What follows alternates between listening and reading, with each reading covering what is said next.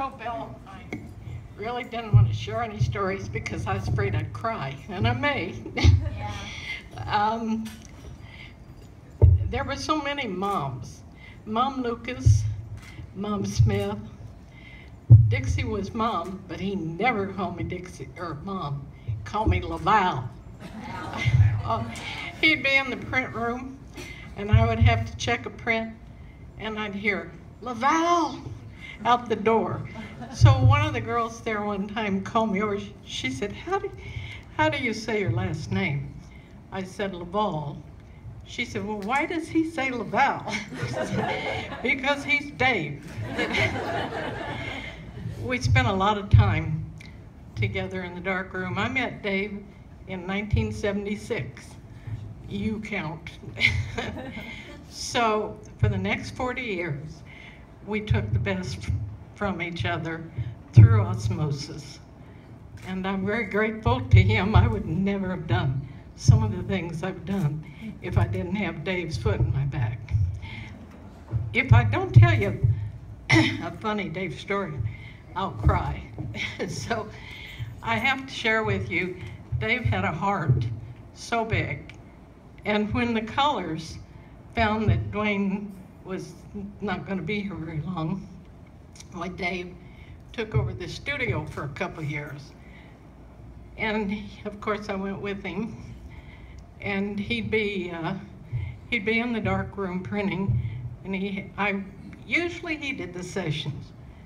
And this young lady came along, probably a little bit older than Dave. And if you've ever seen Dave with a woman, Dave had the utmost respect for a woman.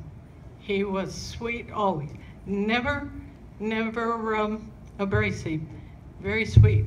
But he would, when he'd shoot, he'd call him, turn this way, darling, little this way, darling. And this gal loved it. Oh, she ate it up. And he worked on her for a little while, and then he disappeared. And she said, where did the photographer go? I said, I don't know. Well, I want to ask him something. I said, I'll try to find him. And I went back and around the bend, and here's Dave hiding beside something. He said, get rid of her, get rid of her. He was shook up. And she waited around after hours and was going to take him to dinner. He didn't know what to do with it. He truly didn't. And I had to laugh at the nieces talk about Dave and his clothes. In the beginning, when I first met Dave in '76, he came up and said, Dixie, I want to enter prints, and I need some artwork. So from that moment on, that was Dixie and Dave and artwork. You were talking about doing things at the last minute. I have to tell you one story where competition time, he loaded up the prints, of course, at the 11th hour, got in the car and was heading off somewhere. He got pulled over by the police. Charlie will remember that one. They couldn't walk a straight line, nothing. He was in trouble with that cop until the cop got in the car and came out. He said, you need to air that thing out. You couldn't breathe for the lack of fumes. There's one print, you'll see it go across with a face and a long red thing. If you see her face next time it goes across, take a look. It's terrible.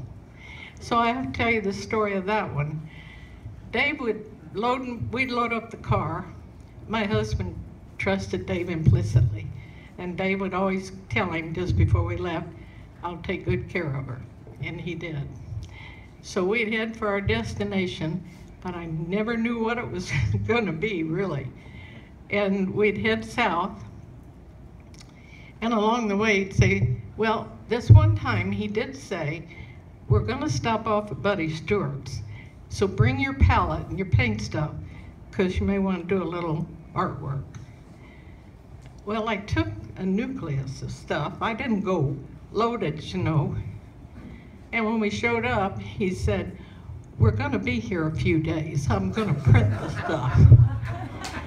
So unexpectedly, I'm staying with these people that are relatively strangers to me at that time. But I was very grateful because in one of those trips, he did the same thing to me, and we ended up at the Clears. And he blessed me with a couple of lifelong friends, and they hosted us for a week. Dave was welcome anywhere, he always was. But in this one print, it was I thought it was Buddy Stewart. We debated when we sorted the prints. And I tried to do artwork on it, but I was short-handed. I had to use a pigment I hadn't used before for the odd color of her face. And when they finally got it done, Dave hit it with the lacquer. And if you know nothing about artwork, I will tell you sometimes pigments and lacquer don't go together. And in that print, the face went everywhere. And it was judged. I said, please don't tell anybody who artworked that print. And it's still around to haunt me. I didn't know Jim had it in the slides, or I'd have pulled it. But you'll see it when it goes through. Her face is a mess. And he said, how did that happen? I said, that was before Dave Svoboda and 5 coats of lacquer. But that's what happened with it. I had so many things like that happen with Dave. And he would always stop when we'd get, there it is. See that face? It's a mess, and then now you know why.